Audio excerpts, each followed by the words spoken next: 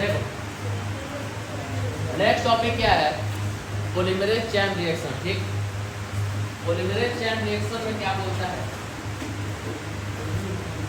देखो अभी तक हम लोग तीन चीज जान गए लोग। सबसे पहले क्या कि किसी भी सेल के अंदर से डीएनए को निकालना, आइसोलेट करना। ठीक, उस डीएनए को निकाल के फिर उसका रेस्ट्रिक्शन एंजाइम से कट करना, फिर उसके बाद जो डीएनए मिल गया उसके बाद उसको जेल इलेक्ट्रोफोरेसिस के हेल्प से उस डीएनए को उसके साइज के हिसाब से सजा देना, जिस और जो ज़रूरत है उसको वहाँ से निकाल के इल्यूशन के प्रोसेस से निकाल के उसका हम लोग वर्क करना। अब जो डीएनए हम लोग को चाहिए वो मिल गया जेल इलेक्ट्रोफोरेसिस से। अब उसका क्या करेंगे, हम लोग कॉपी बनाएंगे। क्या करेंगे, कॉपी बनाएंगे। अब एक सेट मिल गया, अब इतने बड़े डीएनए में से एक ये वाला पोर्शन चाहिए था हम लोग को। मान लो यहाँ मनचाहा जीन है हम लोग का, ये वाला पोर्शन चाहिए था और ये वाला पोर्शन हम लोग को मिल गया, ये वाला पोर्शन मिल गया, जेल इलेक्ट्रोफोरेसिस से निकाल लिए इसको। ठीक, अब ये वाला जो पोर्शन मिल गया, अब इस एक पोर्शन के लिए कितना तामझाम करना पड़ा। पहले किसी बैक्टीरिया, किसी ऑर्गेनिज्म, किसी के अंदर का सेल निकाले, फिर उसके अंदर से डीएनए निकाले, फिर उस डीएनए को रेस्ट्रिक्शन एंजाइम से, कौन सा रेस्ट्रिक्शन एंजाइम से काटना है उससे कट किए, फिर उसको जेल इलेक्ट्रोफोरेसिस के हेल्प से उसको उसके साइज के हिसाब से बांट दिए, फिर उसमें से जो चाहिए था वो लिए, तब हम लोग को मिला ये, तब हम लोग को मिला ये जो हमको डिजायर्ड डीएनए चाहिए था, जिससे हमको वर्क करना है। अब इसके पीछे तो 3 प्रोसेस लगा, तो फिर से ये 3 प्रोसेस करेंगे क्या। अब ये जो मिल गया, अगर इसी का कॉपी बना लें तो हम लोग हेल्पफुल हो जाएगा, क्योंकि भाई एक बार में एक चीज़ निकला, जरूरी नहीं है ये चीज़ फेल भी हो सकता है, फिर दोबारा इतना काम थोड़ी करेंगे। तो इसलिए क्या करते हैं, इसका कॉपी बना लेते हैं। क्या करते हैं, कॉपी बना लेते हैं। जब कॉपी रहेगा हमारे पास तो हमारा डिजायर्ड जीन का कॉपी रहेगा, उससे हम लोग बहुत सारा प्रोडक्ट बना सकते हैं। अब इससे बनाएंगे तो इससे सिर्फ एक ही प्रोडक्ट ना बनेगा, एक प्रोडक्ट बना के क्या करेंगे, खुद के यूज के लिए बना रहे हैं, तो पूरे ह्यूमन बीइंग के यूजफुल के लिए बना रहे हैं, तो करोड़ों की संख्या में प्रोडक्ट चाहिए, लाखों की संख्या में प्रोडक्ट चाहिए।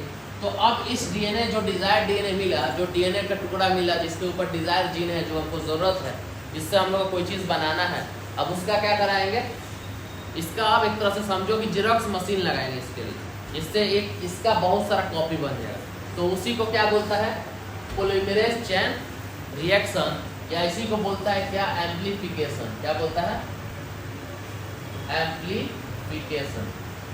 ठीक, क्या है कि it is a technique for the amplification of gene, मतलब जो भी डिजायर जीन मिला, जो भी डिजायर डीएनए मिला, इसका क्या है, एक ऐसा टेक्निक है जिससे इसका क्या बनाते हैं हम लोग, उसका एम्प्लीफिकेशन करते हैं, उसका कॉपी करते हैं। ठीक, वही हमारा पॉलीमरेज चेन रिएक्शन। ठीक, इसको किसने बताया, भाई कैरी म्यूलिस ने बताया। तो कैरी म्यूलिस एक साइंटिस्ट का नाम है जिन्होंने पॉलीमरेज चेन रिएक्शन के बारे में बताया कैसे करते हैं। पॉलीमरेज चेन रिएक्शन के लिए 3 चीज़ों की जरूरत है, डीएनए टेम्पलेट, प्राइमर्स और एंजाइम। डीएनए टेम्पलेट कौन सा टेम्पलेट, जिसका कॉपी हम लोग को बनाना है, नीड टू बी एम्प्लीफाइड। तो भाई कोई भी काम करना है तो वो चीज़ रहना चाहिए ना। ठीक, शादी करना है तो दूल्हा दुल्हन रहना चाहिए ना, बिना दूल्हा दुल्हन का शादी कहाँ से करेंगे। तो सेम चीज़ यहाँ पर है, एग्जाम देने का है तो लिखने के लिए पेन चाहिए, कि वो भी उधार मांगेंगे, भाई एक तो पेन दे दो, ऐसा भी लोग होता है बहुत सारा। तो हाँ, तो ये समझिए ये तैयारी है, पॉलीमरेज चेन रिएक्शन मतलब जो डीएनए हम लोग को उसका कॉपी बनाना है, उससे क्या पहले का तैयारी। तो सबसे पहले क्या चाहिए, जिसका कॉपी बनाना है, जो डिजायर्ड डीएनए का वो चाहिए, वो ले लिए। दूसरा क्या चाहिए, प्राइमर चाहिए। प्राइमर हम लोग जानते हैं ना, तुम लोग को जब डीएनए रेप्लिकेशन पढ़ाए थे तो क्या बताए थे, जब एक डीएनए से दूसरा डीएनए बनता है तो एक स्मॉल न्यूक्लियोटाइड का प्राइमर जुड़ता है ना, 3' to 5' की तरफ जुड़ता है, 10 से 12 का न्यूक्लियोटाइड का पेयर होता है। ये अपना 3' to 5' के डायरेक्शन जुड़ता है और यहाँ से इसका अपोजिट डीएनए टेम्पलेट बनना शुरू होता है। ऐसा ही था ना, ये फिर इस डायरेक्शन में बनता है। ठीक, ये था। तो सेम चीज यहाँ पर क्या है, यहाँ पर भी किस चीज का यूज होगा, ऑलिगोन्यूक्लियोटाइड का यूज होगा, जो बहुत सारे न्यूक्लियोटाइड जुड़ के बनता है, कम से कम 10 से 18 न्यूक्लियोटाइड का पेयर होगा। ठीक, वो और क्या चाहिए हम लोग को, एक एंजाइम चाहिए कोई भी काम करने के लिए। यहाँ एंजाइम डीएनए पॉलीमरेज यूज होता था ना, DNA dependent DNA polymerase enzyme use होता था रेप्लिकेशन के लिए, आगे बढ़ाने के लिए, इसको जोड़ने के लिए। यहाँ पे कौन सा डीएनए पॉलीमरेज यूज होगा, टैग पॉलीमरेज, नहीं तो वेंट पॉलीमरेज। ये टैग पॉलीमरेज क्या है, एक तरह का बैक्टीरिया से मिलता है। कौन सा बैक्टीरिया, थर्मस एक्वेटिकस बैक्टीरिया। तो थर्मस एक्वेटिकस बैक्टीरिया से कौन सा पॉलीमरेज निकालते हैं, टैग पॉलीमरेज निकालते हैं। ठीक, यहाँ पे डीएनए पॉलीमरेज का यूज जनरली नहीं होगा, क्यों नहीं होगा वो आगे समझा देंगे। तो इतना चीज का यूज है, समझ में आ गया क्यों है इतना चीज का यूज। तो आगे बढ़ो, अब आगे ये मनचाहा हमारा डीएनए जिसका कॉपी बनाना है। ठीक, तो 3 प्रोसेस यहाँ होता है, डीनेचुरेशन, एनिलिंग और एक्सटेंशन। क्या क्या, डीनेचुरेशन, एनिलिंग और एक्सटेंशन। पॉलीमरेज चेन रिएक्शन में 3 प्रोसेस होता है, डीनेचुरेशन, एनिलिंग और एक्सटेंशन। डीनेचुरेशन में क्या होता है, 95 डिग्री सेल्सियस पे हमको जो डीएनए, ये हमारा मनचाहा डीएनए है डबल स्टैंडर्ड जो कि एक्सट्रैक्ट होकर निकाले थे, अब उस डीएनए का हमको कॉपी बनाना है। तो सबसे पहले क्या करेंगे, इस डीएनए के हेलिक्स को ओपन करें। क्या कराएंगे, ओपन करेंगे, पूरा ओपन कराएंगे। कैसे ओपन कराएंगे, तो 15 सेकंड के लिए इस डीएनए को 95 डिग्री सेल्सियस पर रखेंगे। कितने डिग्री सेल्सियस पे, 95 डिग्री सेल्सियस पे 15 सेकंड के लिए इस डीएनए को रखेंगे। तो उसके बाद क्या होगा, ये डीएनए आपस में पूरा खुल जाएगा। खुल के ऐसा आ गया, डीएनए ओपन हो गया ना, डीएनए पूरा ओपन हो गया। डीनेचुरेशन यही है।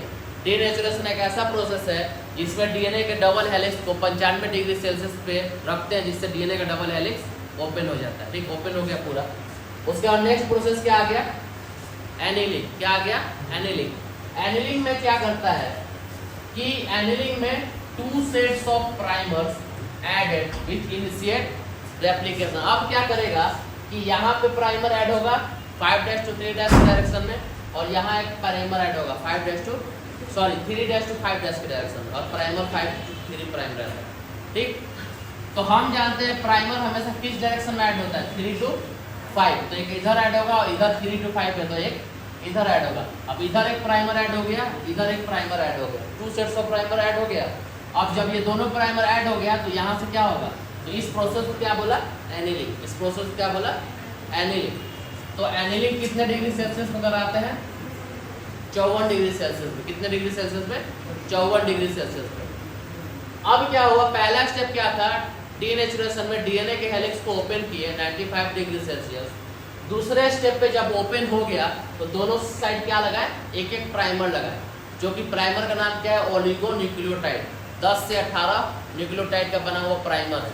ये ऐसे गिनेंगे तो 10 से 18 न्यूक्लियोटाइड का बना हुआ प्राइमर है।